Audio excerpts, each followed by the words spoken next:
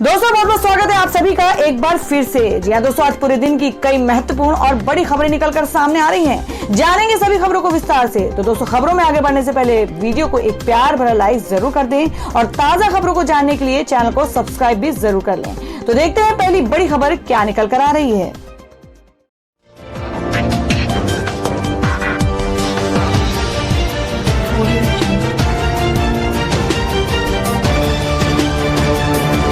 दोस्तों, आज की पहली बड़ी खबर बता दें कि त्योहारी सीजन में चीन को तगड़ा झटका देंगे भारतीय कारोबारी। नहीं बेचेंगे चीनी सामान, मनाएंगे देसी दिवाली। जी हां, आपको बता दें कि भारत चीन तनाव के बीच देश के कारोबारियों ने इस बार देसी दिवाली मनाकर चीन को तगड़ा झटका देने का मन बना लिया है।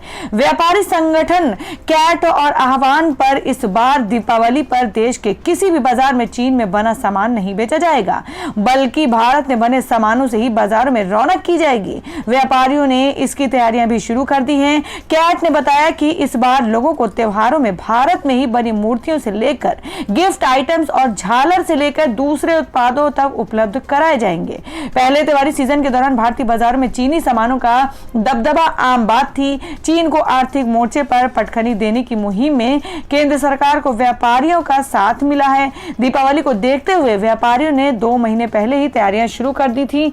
व्यापारियों ने देश के 4 राज्यों में त्योहारों से संबंधित सामानों को बनाने का काम शुरू कर दिया, ताकि चीन या दूसरे देशों पर निर्भर नहीं होना पड़े। बता दें कि भारत हर साल रक्षाबंधन से लेकर दिवाली तक चीन से करीब 40,000 करोड़ रुपए के सामान का आयात करता है। मेड इन इंडिया के तहत बने सामानों को घर घर पहुंचाने के लिए व्यापारी सोशल मीडिया प्लेटफॉर्म का भी इस्तेमाल कर रहे हैं।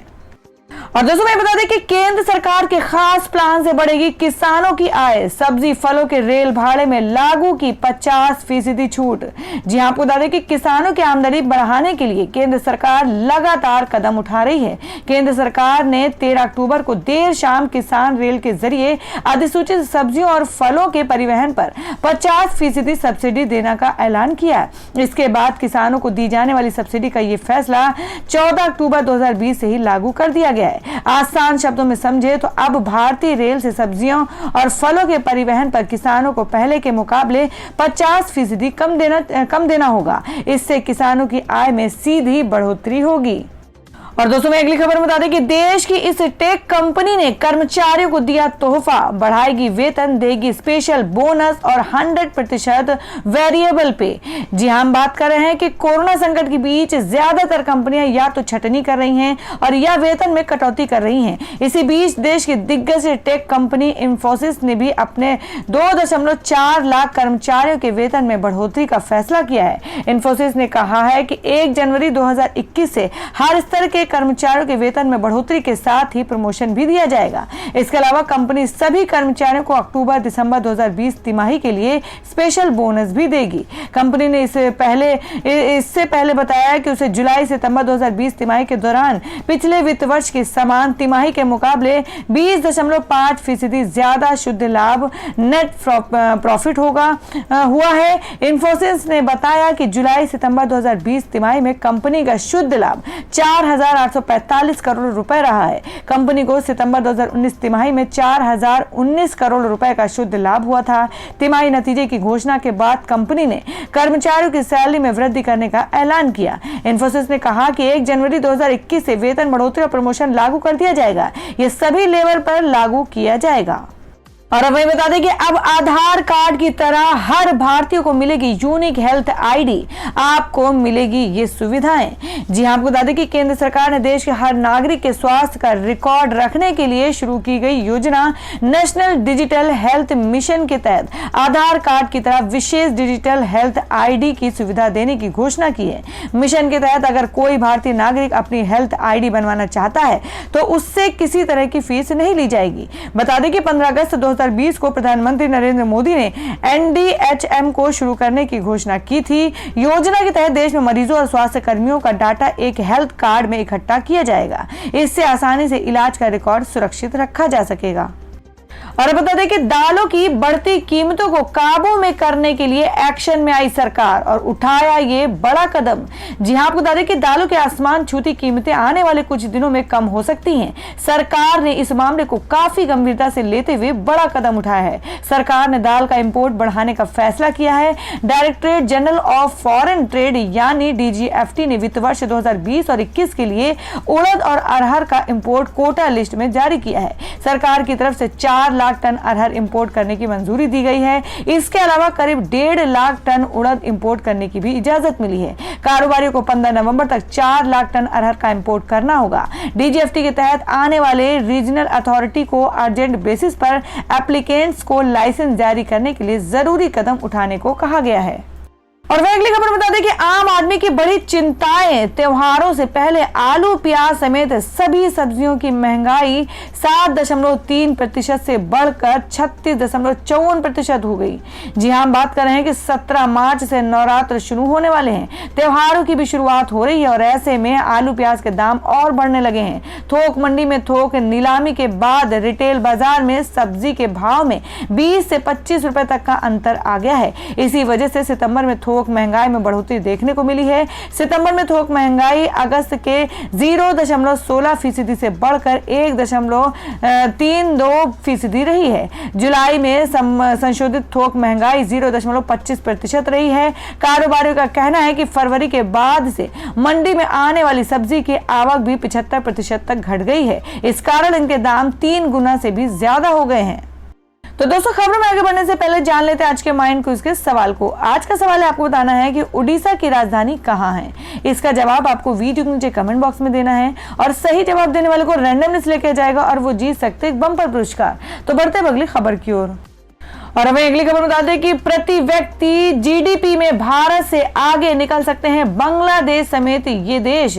जी हां, आपको बता दें कि दुनिया भर में फैले कोरोना वायरस ने कई देशों की अर्थव्यवस्था को गहरा नुकसान पहुंचाया है, लेकिन इस बीच बांग्लादेश के प्रति व्यक्ति GDP भारत और पाकिस्तान जैसे कुछ देशों को पछाड़ सकती है। अंतर्राष्ट्रीय मुद्रा कोष के अनुमान के मुताबिक बांग्लादेश के पर कैपिटल DGP 2020 में 4% की दर से बढ़कर $1,888 के लेवल पर पहुंच सकती है। इसके अलावा इंडिया के पर कैपिटल GDP में करीब 10.5% की दर से गिरावट देखने को मिल सकती है। बता दें कि पिछले 4 सालों में इंडिया की GDP का प्रदर्शन काफी कमजोर रहा और बता दें कि दोनों देशों की GDP का अनुमान संभावित है, जो कि वर्तमान में मौजूदा आंकड़ों के हिसाब से बताया जा रहा है। और वही बता दें कि मोबाइल DTH और बिल पेमेंट पर मिलेगा कैशबैक, ये बैंक दे रहा है ऑफर। जी हां, हम बात कर रहे हैं कि एक्सिस बैंक ने ऑनलाइन पेमेंट ऐप गूगल पे और वीजा के साथ मिलकर भारत में एक नया क्रेडिट कार्ड लॉन्च किया है। और ऐसे क्रेडिट कार्ड से पेमेंट करने पर यूजर्स को खास फायदा होगा और इस कार्ड के जरिए गूगल पे ऐप पर मोबाइल रिचार्ज और बिल पेमेंट करने पर यूजर्स 5% कैशबैक कमा सकते हैं। खास बात यह है कि इस कैशबैक पर कोई कैंपिंग नहीं है। और बता दें कि एक्सिस बैंक पर दी गई जानकारी के मुताबिक इस कार्ड से पेमेंट करने पर यूजर्स को 2% से 5% तक का कैशबैक मिलेगा। गूगल पे पर mobile recharge, DTH recharge, bill payment, internet, बिजली, गैस आदि करने पर अनलिमिटेड 5% कैशबैक मिलेगा। और अब अगली खबर में आपको बता दें कि दशहरा और दिवाली पर रेलवे चलाएगा 20 अक्टूबर से 30 नवंबर तक 392 ट्रेन। जी हां, आपको बता दें कि दुर्गा पूजा, दिवाली और छठ पूजा त्योहारों से पहले भारतीय रेलवे ने यात्रियों को बड़ी सौगात दी है। भारतीय रेलवे ने 20 अक्टूबर से 30 नवंबर के बीच 196 जोड़ी यानी 392 ट्रेन चलाने का फैसला किया है। ये ट्रेनें कम से कम 55 किलोमीटर प्रति घंटे की रफ्तार से चलेंगी। फेस्टिवल स्पेशल ट्रेनों का किराया सामान्य स्पेशल ट्रेनों की तुलना में 30% ज्यादा होगा। दरअसल ये नियम साल 2015 के कमर्शियल सर्कुलर नंबर 30 के अनुसार लागू किया जा रहा है। भारतीय रेलवे के जोनल डिपार्टमेंट ने अधिक से अधिक थर्ड AC वाले कोचों के साथ ट्रेन चलाने पर फैसला लिया है। कोरोना काल में जिन नियम शर्तों के साथ ट्रेनें चल रही हैं, वे सब इन ट्रेनों में भी लागू रहेगा। कुछ ट्रेनें रोजाना, कुछ सप्ताह में 4 दिन और कुछ सप्ताह में 3 दिन और कुछ ट्रेनें सप्ताह में 2 दिन तो कुछ ट्रेनें साप्ताहिक चला करेंगी। कुछ ट्रेनें सप्ताह में 5 दिन भी चलाई जाएंगी। और हमें बता दें कि पंजाब सरकार का बड़ा फैसला, झुग्गियों में रहने वाले और छोटे काश्तकारों को मिलेगा भूमि का अधिकार।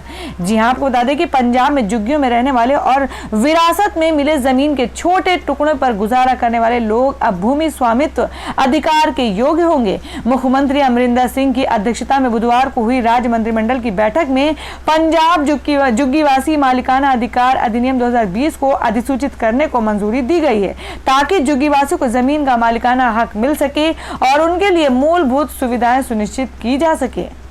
और अब अगली खबर में आपको बता दें कि कोरोना की चपेट में आए मुलायम सिंह यादव, पत्नी की रिपोर्ट भी आई पॉजिटिव।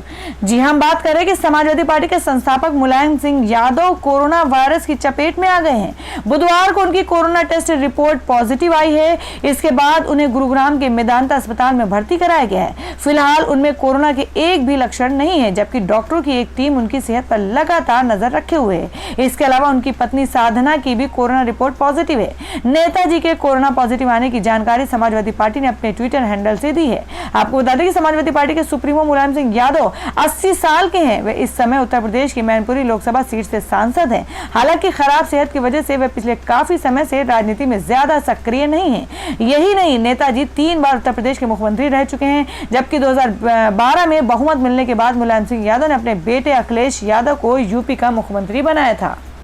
तो दोस्तों, खबरों में आगे बढ़ने से पहले एक बार फिर से आपको याद दिला दें कि अगर आपने अभी तक हमारी वीडियो को लाइक नहीं किया तो जल्दी से वीडियो को लाइक कर दें, क्योंकि आपका एक लाइक हमारे लिए बहुत ही महत्वपूर्ण है। और अगर आप हमारे चैनल पर नए हैं तो चैनल को जरूर सब्सक्राइब कर लें और बेल के बटन को भी जरूर हिट कर दें। और हमारी पूरी न्यूज को जानने के लिए वीडियो को लास्ट तक जरूर देखें। बढ़ते अगली खबर की ओर। और हमें अगली खबर में आपको बता दें कि बिग बास्केट में टाटा ग्रुप खरीद सकता है 20% हिस्सेदारी, साथ ही बोर्ड में 2 सीट भी ले सकता है। रिटेल डिलीवरी में भी होगी पहुंच। जी हां, आपको बता दें कि बिग बास्केट में टाटा ग्रुप 20% हिस्सेदारी खरीद सकता है। इसके साथ ही वह बिग बास्केट के बोर्ड में 2 सीट ले सकता है। Online grocery unicorn big basket में ये डील इस महीने के अंत तक पूरी होने की उम्मीद है। अगर ये डील हो जाती है तो जियो मार्ट और अमेजोन को टक्कर मिलेगी। सूत्रों के मुताबिक कॉफी से कार बनाने वाला टाटा ग्रुप बिग बास्केट के साथ बात कर रहा है। बिग बास्केट मूल रूप से चीन के अलीबाबा ग्रुप द्वारा सपोर्टेड है। कोविड-19 में इसने ग्राहकों के साथ अच्छी खासी डील की है। रोजाना की जरूरत की सामानों की डिलीवरी ग्राहकों को की है। और वहीं अगली खबर में आपको बता दें कि रजनीकांत ने हाई कोर्ट में याचिका दाखिल की। अदालत ने कहा, हमारा वक्त बर्बाद करने की बजाय म्युनिसिपल कॉर्पोरेशन को रिमाइंडर भेजिए।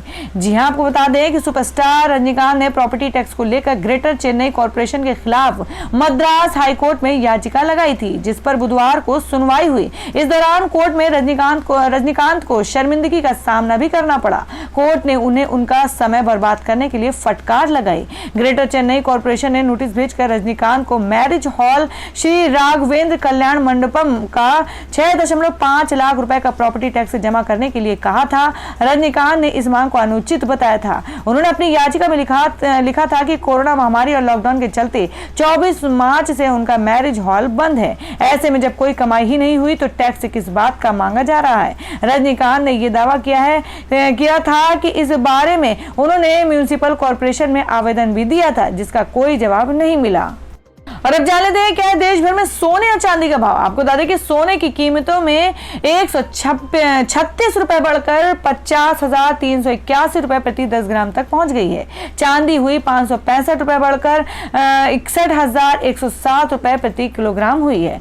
जी हम बात करें कि बुधवार को वायदा बाजार में सोने की मांग में बढ़त के चलते सटोरियों ने अपनी पकड़ मजबूत कर ली है, जिसके चलते सोने का भाव 136 रुपए बढ़कर 50,381 रुपए प्रति 10 ग्राम पर पहुंच गया है। और दूसरी तरफ वायदा कारोबार में चांदी मजबूत मांग के चलते 565 रुपए बढ़कर 61,107 रुपए प्रति किलोग्राम पर पहुंच गई है।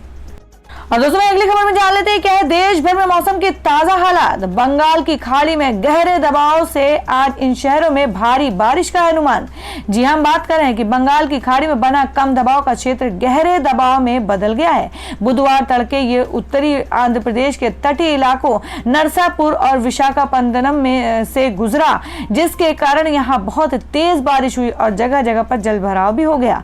मौसम के बारे में सूचना भारतीय मौसम विज्ञान विभाग ने पहले ही दे दी थी। आईएमडी के चक्रवात चेतावनी प्रभाग ने बताया था कि आज भी तेलंगाना में बेहद भारी बारिश की संभावना है और वहीं कर्नाटक, रायलसीमा, दक्षिण कोंकण और गोवा, मध्य महाराष्ट्र और मराठवाड़ा में दूरस्थ क्षेत्रों में भारी से बेहद भारी बारिश होने का अनुमान है। तो दोस्तों, ये थी अब तक की सभी बड़ी खबरों की अपडेट्स। टुडे ब्रेकिंग न्यूज और लेटेस्ट खबरों को देखने के लिए हमारे चैनल को सब्सक्राइब जरूर कर लें, वीडियो को लाइक और शेयर भी जरूर कर दें अपने दोस्तों और रिलेटिव्स के साथ। तो दोस्तों, फिर मिलेंगे काम की खबरों और सरकारी योजनाओं की एक और नई वीडियो के साथ। तब तक के लिए धन्यवाद दोस्तों।